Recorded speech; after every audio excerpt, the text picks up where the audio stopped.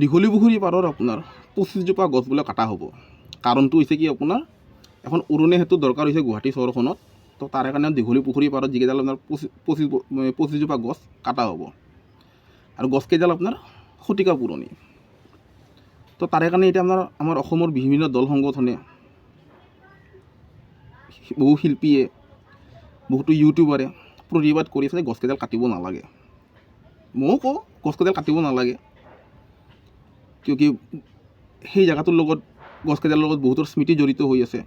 আৰু যিহেতু নেকি গছকেইডাল আমি গছ কটাটো আচলতে বেয়া কথা, কিবা বেলেগ যদি বিকল্প যদি ওলাব পাৰি তেতিয়া ভাল কথা। কাটিব নালাগে, পাৰিলে কাটিব নালাগে। তো ইয়াৰে কাৰণে এতিয়া বহুতো দল সংগঠনে প্ৰতিবাদ কৰি আছে যে আপোনাৰ গছকেইডাল কাটিব নালাগে। কিছুমান বা এজন বা ইউটিউবাৰক চালোঁ তেওঁ হাতে ভৰি ধৰি কিনে মানা কৰি আছে নাকাটিব। আমাৰ হাতত ধৰিছোঁ, ভৰিত ধৰিছোঁ, নাকাটিব, হাতযোৰ কৰি আছে, পাৰিলে কান্দি দিব ইউটিউবত। ঠিক আছে, প্ৰকৃতি প্ৰেম। কিন্তু এইটো সময়তে আপোনাৰ এইটো ক্ষেত্ৰতে কিয় আপোনালোকৰ প্ৰকৃতিৰ প্ৰেমটো জাগি উঠিলে? এইটো সময়তে আপোনালোকে কিয় সজাগ আৰু সচেতন হৈ পৰিলে? ইয়াৰে আগত আপোনালোকৰ কি হৈছিলে? যেতিয়া নেকি আপোনাৰ 37 নং ঘাইপথটো বহলোৱাৰ নামত হাজাৰ জোপা গছ কটা হৈছিলে। এতিয়াও শুনা পাইছোঁ বোলে গোৱালপাৰা ছাইডত বোলে গোৱালপাৰা নে কোনোবা ফালে এটা আপোনাৰ 4 লেনযুক্ত ৰাস্তা এটা বনাব, তাৰে কাৰণে আপোনাৰ কেইবা হাজাৰ আপোনাৰ গছ কটা হ'ব। তাৰে আধা আধি গছটো কটাই হৈ গ'ল বোলে। তেতিয়া কি হৈছিল মানুহখিনিৰ? তেতিয়া আপোনালোকৰ কি হৈছিল? তেতিয়া আপোনালোকৰ প্ৰকৃতি প্ৰেম, তেতিয়া আপোনালোকৰ সজাগতা সচেতনতা ক'ত গৈছিল? যে এতিয়া 25জোপা গছ কটাৰ কাৰণে আপোনালোকে বহুত দুখ প্ৰকাশ কৰি আছে। দুখ আমাৰো লাগিছে, বেয়া লাগিছে। কিন্তু এইটো ক্ষেত্ৰতে কিয়নো দুখ লাগি আছে আপোনালোকৰ? আগতে আপোনালোকে কিয় প্ৰতিবাদ কৰা নাছিলে? যেনেকৈ 37 নং ঘাইপথটো বহলোৱাৰ নামত হাজাৰ জোপা আপোনাৰ গছ কটা হৈছিলে, শতিকা পুৰণি। তেতিয়া কি হৈছিল আপোনালোকৰ? কি আপোনালোকে লাইমলাইটত আহিবৰ কাৰণে বা আপোনালোকে এতিয়া বৰ্তমান মানে আপুনি অলপ সস্তীয়া আপোনাৰ পাব্লিচিটিৰ কাৰণে আপোনালোকে এইবিলাক কৰিব ধৰিছে? বহুতক চাওঁ, পৰিৱেশ দিৱসৰ দিনা আপোনাৰ এটা গছ এডালত ধৰি পেলাই আই এম নেচাৰ লাভাৰ, মই প্ৰকৃতিৰ প্ৰেমী। পশু দিৱসৰ দিনা আপোনাৰ এটা পোহনীয়া কুকুৰ এটা কোলাত লাগি কিনে আই এম এনিমেল লাভাৰ। সেই সময়টোতে কিয় হয় আপোনালোকৰ? সেই সময়টোতে আপোনালোকে কিয় খালি বহুত সজাগ আৰু সচেতন হৈ যায়? বাকী দিনবোৰত কি হয় আপোনালোকৰ? যদি সজাগ আৰু সচেতন যদি নহয়, জিন্দগীভৰ সজাগ আৰু সচেতন হৈ থাকক। প্ৰত্যেকটো ক্ষেত্ৰত সজাগ আৰু সচেতন হৈ থাকক। বিশেষ এটা ক্ষেত্ৰলৈ কিনে আপোনালোক সজাগ আৰু সচেতনতা দেখাব দৰকাৰ নাই। যদি সজাগ আৰু সচেতন যদি নহয়, নিজৰ ফালৰ পৰা কাম কৰি যাই থাকক। হ'ব পাৰে মই কথাটো কোৱাৰ কাৰণে কাৰোবাৰ বেয়া লাগিব পাৰে, কিন্তু কথাটো এবাৰ ভাবি কিনে চাওকচোন। আৰু বিশেষকৈ আমাৰ অসমীয়া মানুহখিনিৰ এই বিশেষ এটা সময়ৰ কাৰণে আমাৰ মানুহখিনি আৰু সজাগ আৰু সচেতন হৈ পৰে।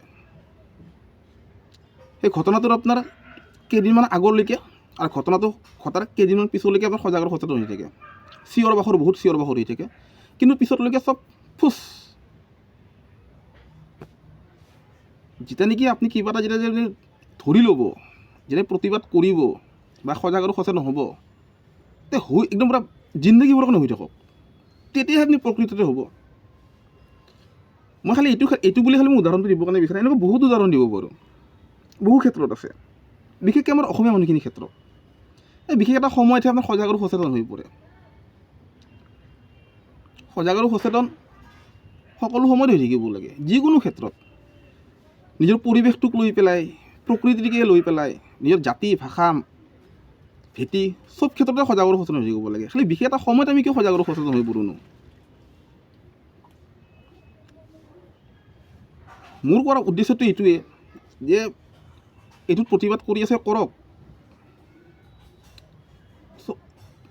আৰু গছকেইডাল নাকাটিলে ভাল। ময়ো কওঁ কিবা বেলেগ এটা বিকল্প যদি ওলাব পাৰি ভাল কথা। কিন্তু য'ত উন্নয়ন হ'ব তাতেতো কিবা এটা দিবই লাগিব, বলিদানটো কিবা দিবই লাগিব ন। তো তাক কোনো মানা কৰিব নোৱাৰে, তাক কোনো না বুলি ক'ব নোৱাৰে। কিন্তু ঘটনা চাবৰ কাৰণে গ'লে কি মানুহখিনি বৰ্তমান এইটো ক্ষেত্ৰত লৈ কিনে সজাগ আৰু সচেতন হৈ পৰিছে। মই কথাটো কোৱাৰ উদ্দেশ্যটো এইটো যে আমি সজাগ আৰু সচেতন, খালি বিশেষ এটা সময়ত আমি কিয় সজাগ আৰু সচেতন হৈ পৰোঁ?